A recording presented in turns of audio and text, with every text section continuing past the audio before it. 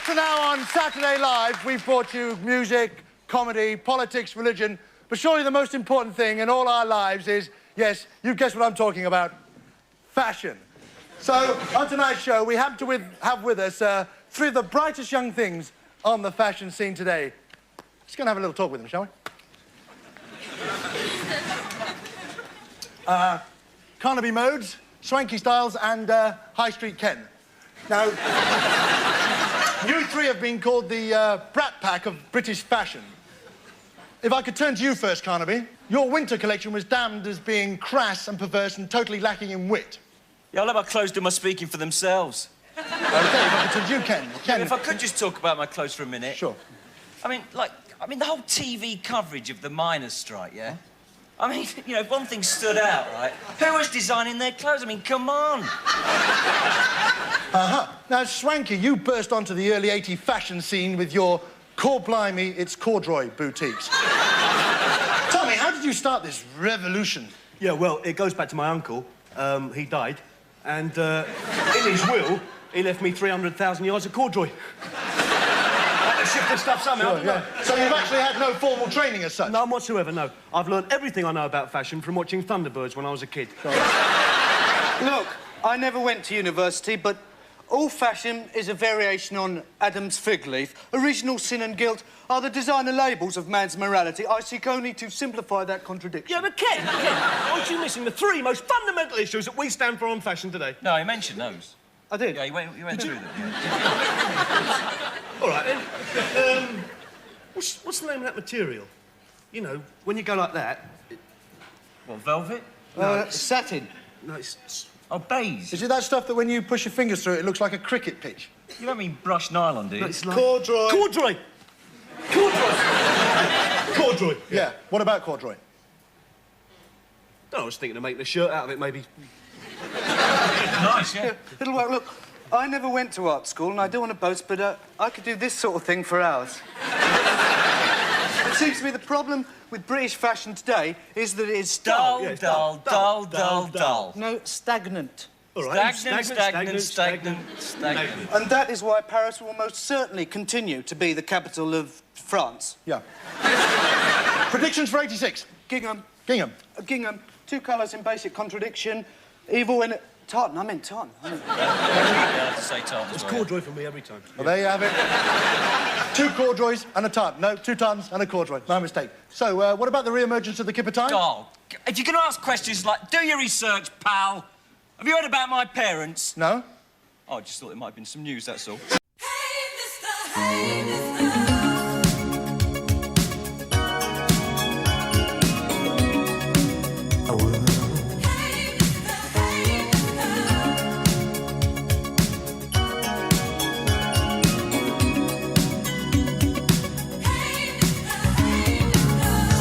I've got my world. Why should I think about the rain falling? Inside looking outside,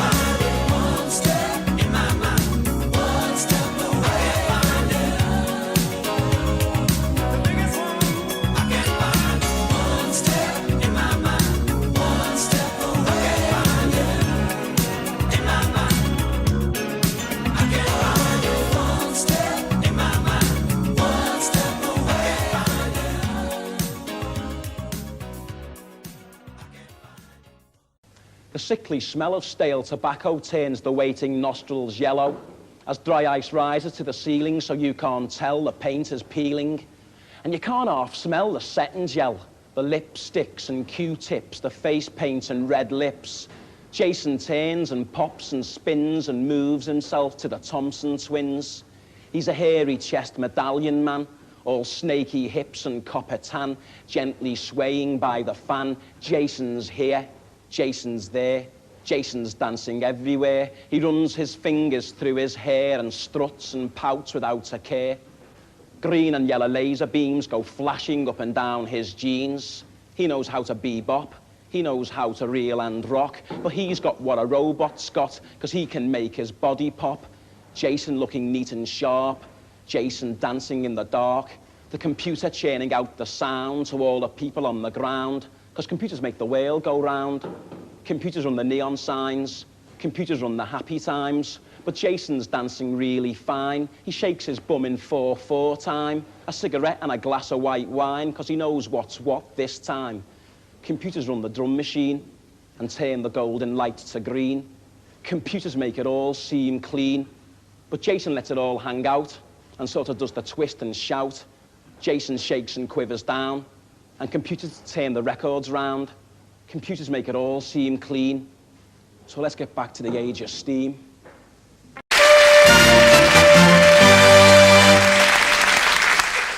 Hello, I'm Peter Mostyn. Welcome to A Good Night's Sleep. Now, so far in this series, I've been sleeping with men and women from the world of arts and entertainment.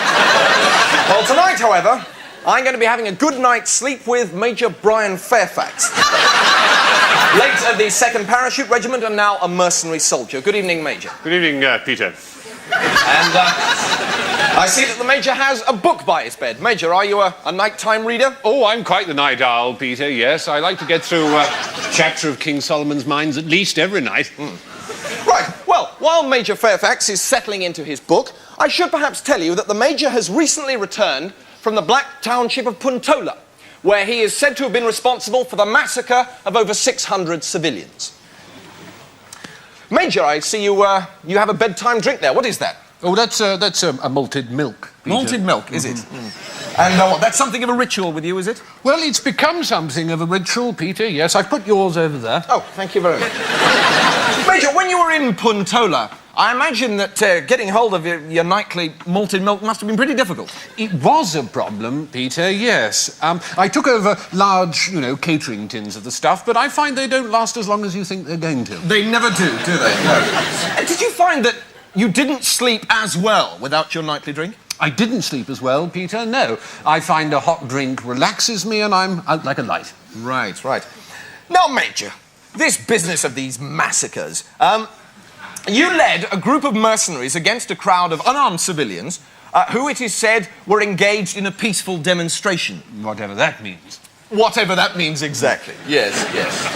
So, how did the massacre actually come about? Well, one of the things that you've got to remember... Oh, blast. No problem? No, this is usually really why I don't bother with hot milk drinks, is I hate getting the skin on it. Oh, that can be a nuisance, can't Bloody it? nuisance, yeah. I tell you what, old bush trick, why don't you stir the drink with your finger? You see, it agitates the surface and you'll find the skin won't form. Oh, yes. Well, I'll certainly remember that. Have you got a... Oh, don't be silly, just wipe it on the sheet. Are you sure? Yes, go on. Oh, all right. Don't be silly. Yes, I was going to say, I've noticed that you're very much a sheet and blanket man, aren't you? A lot of the people in the series that I've slept with so far have switched over to the European duvet. Have you never been tempted? Oh, I was terrified you were going to ask me that. Oh, now you've really put me on the spot, haven't you? I don't know what to say. What a devil. Let's just say it's horses for courses, Peter, shall we? Right. All right. Now, getting back to these massacres. Well, now, let me put it this way. Oh, what's the matter? Touch a cramp? Oh, yes, just All right, on the now toes. stretch your leg out, stretch it out, stretch out your toes. Oh. Like so. All right? yes, I'm sorry about this. Oh, don't be silly, don't be silly. It's bad luck. No, well, it really always happens in a strange bed. A couple of programmes ago, I was in bed with the novelist Dorothy Gilmore, and it just suddenly went like that. The same foot, was it? No, it was her foot, actually. Ooh, now that can be painful. Now, anyway, I'm sorry, you were saying. Yeah, I was just saying that there's a lot of nonsense talked about massacres by people who don't really know very much about them. Now, one of the things you haven't mentioned is that it is very hot out there. Is it? Yes, very hot. In Puntola? In Puntola and around it. That's right. And you see, that affects the concentration. Now, So on you the night... wouldn't just mind moving up a bit, would you? Oh, I'm Just a tiny bit. sorry. What a hog! I beg your. No, that's fine. No, that's fine. You sure I've got acres of room? No, here? really, that's fine. All right. So, heat. That must mean, what, some sort of protective headgear? or- Well, a solatopia is certainly necessary, yes. And don't forget the mosquitoes. Oh, they're bad, are they? Take a look at this. Look at that. There, just behind there. Oh, dear. Now, you see, I got that about 10 days ago. Yeah. It went down, and now it's come up again. Right. I mean, is it possible, do you think, Major, that that mosquito bite actually caused the massacre? Yes. You don't accept any responsibility? Well, I suppose I could have put some cream on it. I think there is a very good one which both soothes and repels. Skeetopel. Oh, you know it? Yes. My father was a chemist. Really? What's the difference? I don't know. No. Well, now, Major, we've talked about massacres and some of the do's and don'ts of crowd control. But one thing I haven't done is to wish you a happy birthday. Oh. I don't know if you've forgotten, Major, but we certainly haven't. So, on behalf of myself and everyone watching at home, happy birthday to you, happy birthday to you, happy birthday, Major Fairfax, happy birthday to you. Oh, damn you. So, until next week, when, in a special omnibus edition, I'll be sleeping with both the Bishop of Liverpool and Gary Lineker. It's very much good night. Have a good night's sleep. Good night. Good night, Peter. Good night.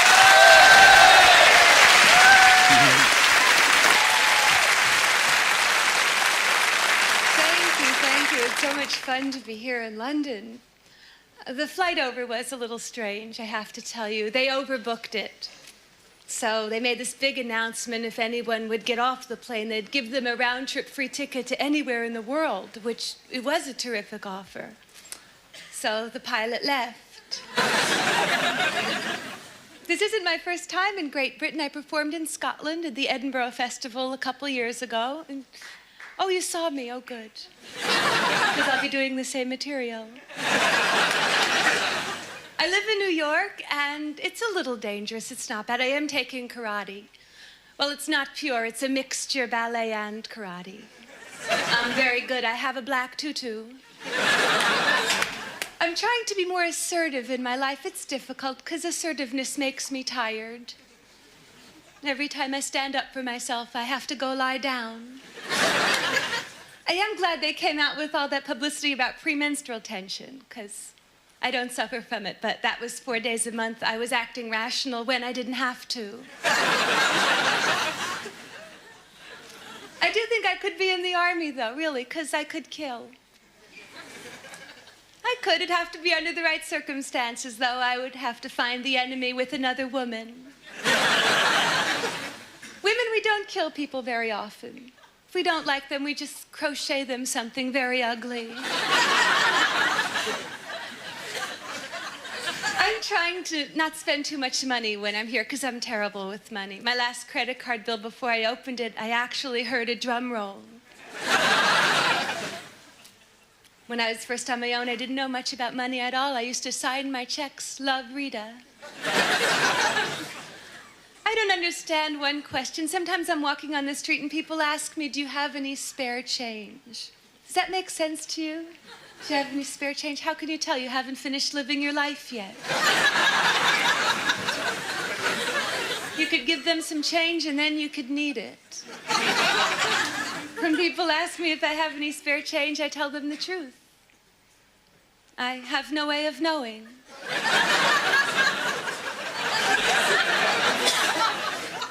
I hate going to my bank. I don't know if they do it here. They make it humiliating in America. You have to walk through a little maze.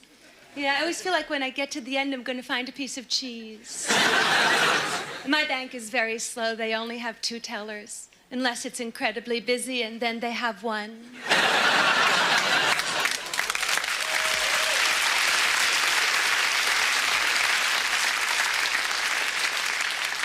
At least with cash machines, you can get your money now. Isn't that nice of banks? 9 to 3. I wonder how they originally came up with those hours. What do they send out questionnaires asking people, when can't you make it? I have a safety deposit box. It's neat. I always feel like I'm visiting my jewelry in jail. Of course, I don't have any good jewelry, so I keep something else in there that means a lot to me. I made this omelet once that flipped over perfectly. Because I don't cook, that's it. When men ask me that awful question, when are you going to make me dinner, I say, whenever you like. What kind of cold cereal interests you? To me, an oven is a place to store sweaters. I did date. We should talk about that, because I'm single. But I don't call them dates anymore. I call them what they are. Hopeless acts of desperation. My last boyfriend, he just wasn't very nice. I met him when I was at an emotionally very vulnerable time of my life. I was awake. There wasn't a lot of trust in our relationship. We did exchange apartment keys, but we never told each other where we lived. One thing that makes me feel better after a bad relationship is if I go buy a new outfit. I don't know why, it makes me feel better. In fact, sometimes if I see a really great outfit, I'll break up with someone on purpose. The other day I saw a great outfit and I wasn't dating anyone. So I went up and hugged a stranger and slapped him and bought it. Relationships scare me. I don't know, they're so transient. When I meet a guy now, the first question I ask myself is this the man I want my children to spend their weekends with? Thank you very much. Good night.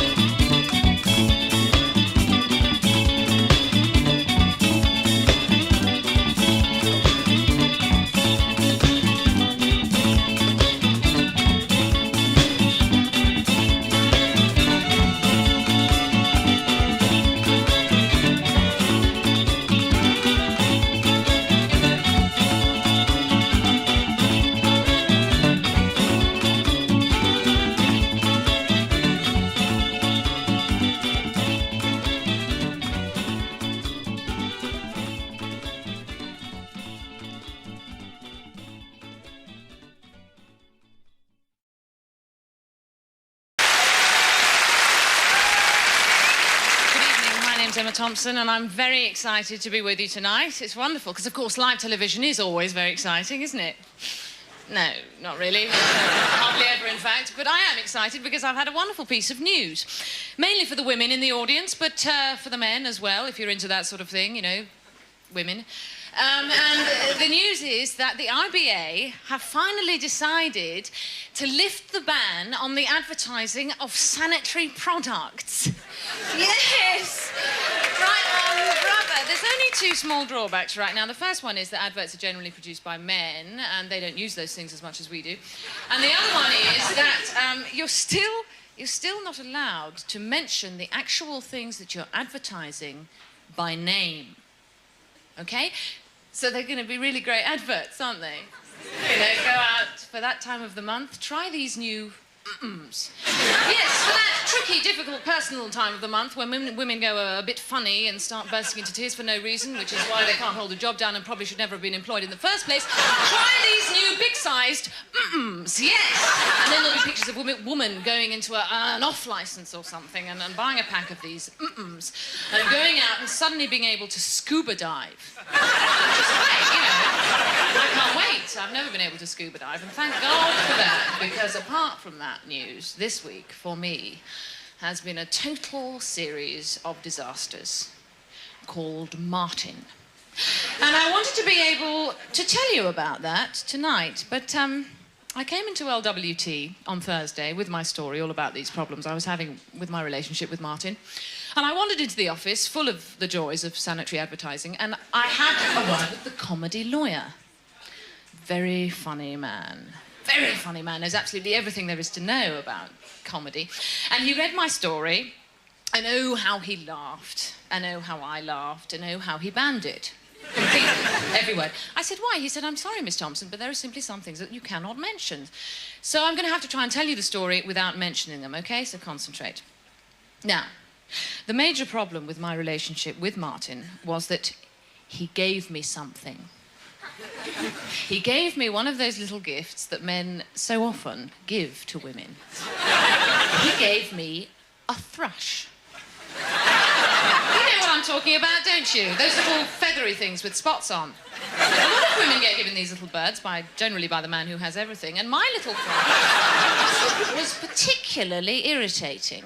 It used to keep me awake at night, you know, scratching around like they do. And I didn't know what to do, so finally I thought, well, sorry, I'll just give it back to him. So I did. And that didn't work, because he just gave it back to me on Valentine's Day. And so I thought, there I was, saddled with this thrush, didn't know what to do. Looked it up in the Reader's Digest bird book, because that tells you how to get rid of diseases. Oh, no, sorry, that's the British Medical Journal, isn't it? What am I saying? Sorry. The Reader's Digest bird book, and there it was, under the heading, How to Get Rid of a Thrush. Amazing, and you're never going to believe what it said. It said, coat it in yoghurt, and it will go away. So I went down to the deli, I got myself a family-sized pack of Eden Vale and a paintbrush, and, you know, dolloped it on willy-nilly and sat on it. And it worked. I think it's gone. I'm going to have to wait till I get home to check. But that was the thrush fiasco with Martin that I wasn't allowed to mention. So, next thing, right, Martin arrives at my place very late, very drunk, OK? And throws up all over my leather batik work puff from Sri Lanka, which is fine. I've been meaning to throw up over it myself for ages. And I had a problem with something else that I'm not allowed to mention, my diaphragm. Now, you know, I can see why. It is an internal bodily part, and my problem's not so much not being able to mention it as not being able to find it. Because they're very difficult to locate, aren't they? I mean, for instance, what's your name? Theseus. Forget it. What's your name? Jackie. Now, Jackie, put your hand on your heart and tell me honestly, could you put your finger on your diaphragm right now, this minute, without looking? No. You see, it's a common problem. It's somewhere around here, anyway, and it helps you breathe. Only you do have to watch it. If you get a hole in it, you get pregnant. Anyway, so that was the diaphragm, and I found it and made sure it was the right way up and everything. And after that, all the, you know, all the doodah, all the thingy, all the, you know, was fine, as far as it went. Which wasn't that far, as it turned out. You know, we're talking... But anyway, come along, we can't. This is ridiculous. This is a size joke. This is puerile. Come on, let's face it. It counts. Don't cry. It's all right. I didn't mind, really. Honestly, I didn't. I had my glasses on. Everything looked smaller anyway. And I didn't mind that, but what I did mind was the NSU. And that's another thing I'm not allowed to mention, and we all know why, don't we? Because the National Seamen's Strike was on Thursday. You're not allowed to mention seamen at all, which is grossly unfair. Because it's a massive union with millions and millions and millions of members, and only one of them ever gets through. So there we are. That's most of the story that I was not allowed to tell you, and which I've told you without telling you. And I'd just like to say to you, Martin, if you are watching, I would just like to say that you are about as welcome in my home as a plague rat in Crystal Carrington's bidet. OK? And to the rest of you, I think the saddest thing about this whole affair is that I'll never be able to trust a policeman again. Thank you. Good night.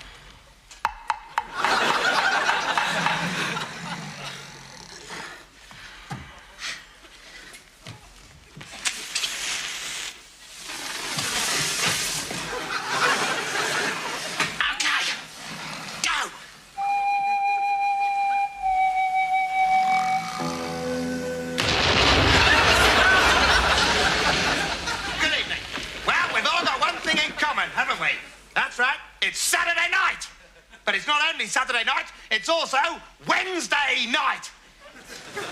I'm sorry, I don't know why I said that. Because you're stupid, that's why. Shut up! Sorry, can I start again, please? No, I'm really sorry. We just haven't got the time. Well, then I hope you die. Anyway, sorry, heavy lunch. Saturday night, some of us are out at the pubs, which are closing, sadly. Many of us are with our sweethearts, and quite naturally enough, many of our thoughts are turning to, sprouts.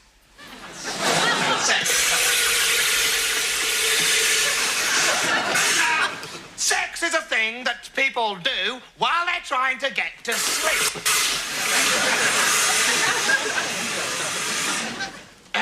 Excuse me a moment. Will somebody please explain to me exactly what the bloody hell is going on?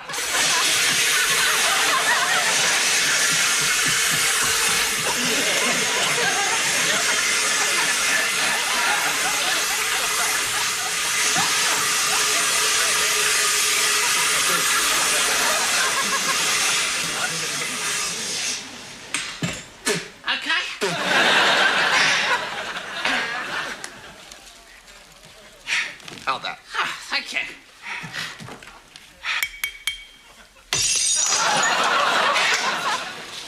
You are completely unpredictable these days.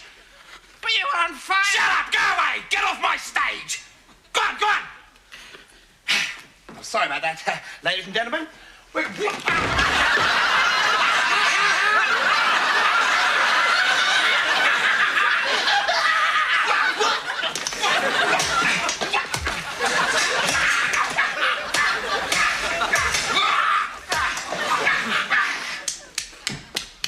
Yes. Sex. Tonight, ladies and gentlemen, the Dangerous Brothers are proud to present a demonstrational piece entitled How to Get Off with a Lady. Or as I say in Australia, How to Get Off with a Lady.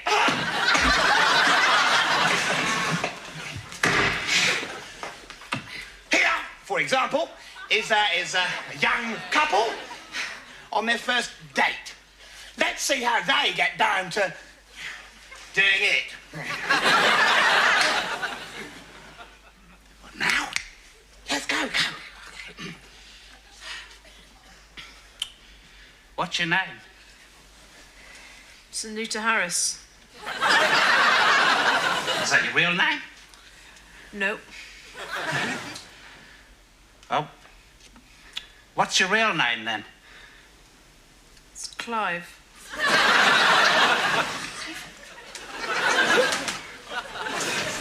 Well, Clive. You fancy a quick one? Yes. Bloody hell! Get out of the way!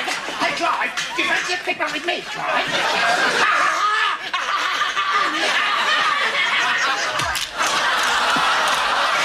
Right, well, it's straight to the bedroom.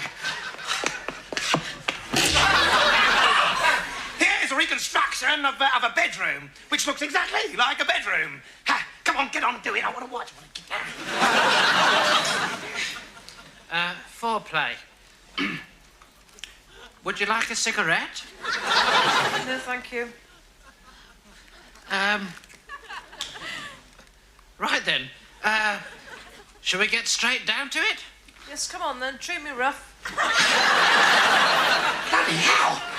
It's really happening! Could I have a pair of binoculars, please? Bloody hell, wait a minute. I haven't got my pants off yet. I forgot to de-rig the burglar alarm.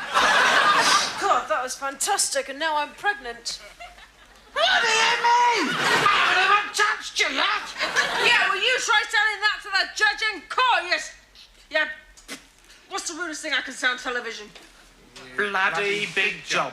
All right, you try telling that to the judge in court, you bloody farty big jobs. All right. Who said bloody farty big job? You did. Did I? Right then. I'm nicked. Oh. Well, that just about wraps it up again for another dangerous week, ladies and gentlemen. That's it, is it? Yes, thank you. Good night. That's it, is it? Yeah, shoot. Excuse me, but I'm a seriously pregnant woman. And if either you or Channel 4 think what happened there was at all amusing or entertaining, there's going to be big trouble. Do you understand? Huh? Right.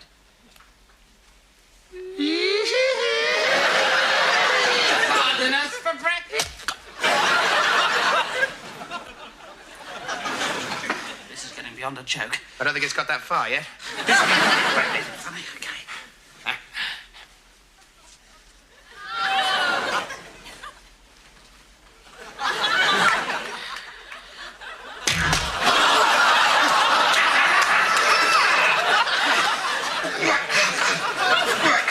Forget it. Well, that's about it for tonight's entertainment, ladies and gentlemen. We were going to do something sensational with a couple of pianos, but I'm afraid we're going to have to drop that now. Okay. Drop the pianos. But...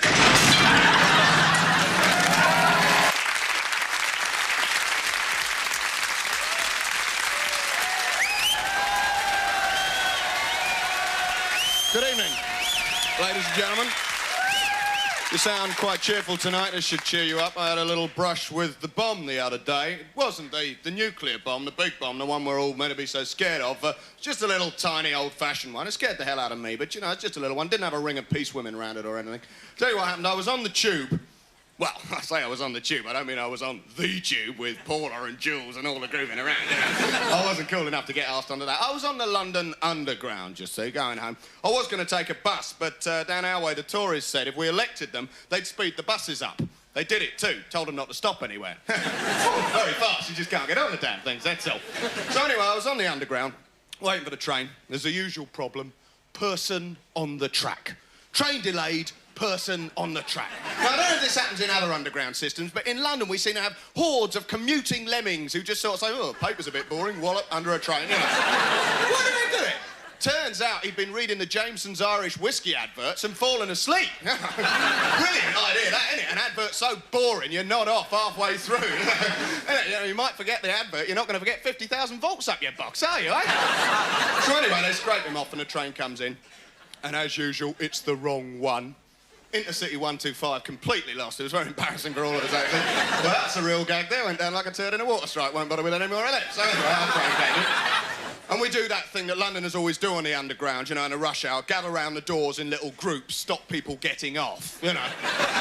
Because you notice everyone's a Nazi in the rush hour, aren't they? Doesn't matter on a bus, on a train, on a tube, everyone's a Nazi. Suddenly they become self-obsessed. Doesn't matter, you could be Harry Krishna all day, but in the rush hour it's, get out of my space, I want to read my Guardian, you know. I'm into peace, but if you don't get off my foot, I'm going to kill you. So anyway, I got on it. In fact, the proof of the fact that people are Nazis on the Underground, the London Underground, is the only place you'll see people reading The Standard is on the tube, right? The London Standard. London's version of Der Stürmer. It's brilliant. It's the only paper in London, and is it biased? I don't think so. What are we going to put on the front of the Standard today then, lads, eh? Marvellous Maggie, that'd be nice. Tories unstoppable. I know. What about Ken Livingstone gives money to black lesbian midgets who eat children? Brilliant. Bung it on the front of the Standard. That'll get people voting the right way. Don't back up politics, you don't believe it, do you? Anyway, or else they'll have some fabulous revelation, a picture of Lady Di's new dress. Now, I'm not going to knock the royals because, of course, you're not allowed to knock the royals because, as people say, don't knock the royals because they can't answer back. That's what people say. They can't answer back, so you couldn't knock them. Now, what's that about? I mean, I know some of them haven't learnt to talk properly, you know. I mean, Prince Andrew, you know, Prince William, Prince Harry, but they can answer back. I mean, they're perfectly placed to, aren't they? They're on the telly every day. I mean, the Queen gets her own 5 minutes every Christmas day. She could answer back, couldn't she? A Merry Christmas to you all, and by the way, up your spitting image. She could do it, couldn't she? No problem, but she doesn't choose to. Anyway, I got on the train, on the Underground. My first paranoid dilemma. Do I tell the bloke to put his fag out, because you're not allowed to smoke on the Underground, and shall I tell him to or not, you know? And in the end, I think, no, personal freedom. I won't oppress him. I won't tell him to put his fag out. Personal freedom, live and let live. The fact that he was 8'6" and had I am a bastard tattooed on his forehead had nothing to do with it. So I sat down, and I had my paranoid dilemma. The real one. Nothing to do with fags, the one we all suffer from in the 80s. On the trains, the tubes, the unattended plastic bag. Sitting there, crunching everyone's bottom up, looking at it, thinking, is it a bomb, is it a bomb? And I know what I've got to say. I've got to do what we all have to do. I'm a responsible citizen. I say, excuse me, is that anybody's bag? Now, the British do not speak in public. It is not done. You do not draw attention to yourself in public. It's like farting in a lift. You just don't do it, right? So I'm saying, is that anybody's bag? Rustle, rustle, rustle. Up come the newspapers. That rustling translators. Don't embarrass me, you basket. Don't embarrass me. I'm saying, look, I know it's embarrassing. I'm talking in public and it isn't done, but just tell me, is it anyone's bag? It could be a bomb. It just tell me it may be a bomb. Everyone's thinking, Christ, I hope it blows up before he embarrasses us anymore. I'm saying, please, just tell me, is it a bomb? Anybody's bag, please. But everyone's desperately reading the adverts opposite. They've read 100 times before, trying not to listen to me, pretending I'm not there. Like, we've got this fabulous new ad at the moment for a temp agency, and it compares the relative merits of a Brook Street girl and a sloppy girl. And the Brook Street girl's great. She's always sharpening pencils, hanging up her coat properly, coming in on time. Who want to share an office with a sanctimonious twit like that, eh? I want to meet that sloppy girl, eh? She's like my sort. Yeah, nibble your pencil, throw your coat on the floor, go for a long lunch break. Fantastic. Anyway, I'm saying, look, can you just tell me, please, is it anybody's bag? Just tell me, but the British would rather be blown up than have anybody notice, though. So I know what happens. The train pulls in and I've read the sign, Metropolitan Police inform the guard, don't pull the cord, tell the guard. So I shout out the door, could you please stop the train? There's an unattended plastic... And everyone's going, oh no, the Wallies stop the train. Because they all want to get home, and I'm running up the platform to get to the port, and they're shoving their umbrellas out at me and gobbing at me and trying to bring me out. And I get up the end and the porter nuts me because he wants to get home for his supper. I say, look, I'm sorry, I'm being embarrassing, but it is an unattended plastic bag. It's probably nothing, probably just an old person's home or something, you know. He says, no, it's a bomb. I said, what? He said, yeah, it's a bomb. We got them on all the trains, all the tubes, everywhere, on the buses, bombs. Didn't you get your bomb when you got your ticket? Should have done. I says, what's that about then? He says, well, it's part of the new government anti-IRA, anti-terrorist offensive. It's based on the same brilliant policy as the nuclear deterrent, peace through strength. We put our bombs on the tube, we're totally safe from all of theirs, aren't we, eh? Whoa, bit of politics, not funny, nobody cares. All right, love it. End of that one. It's no good cheering, you didn't like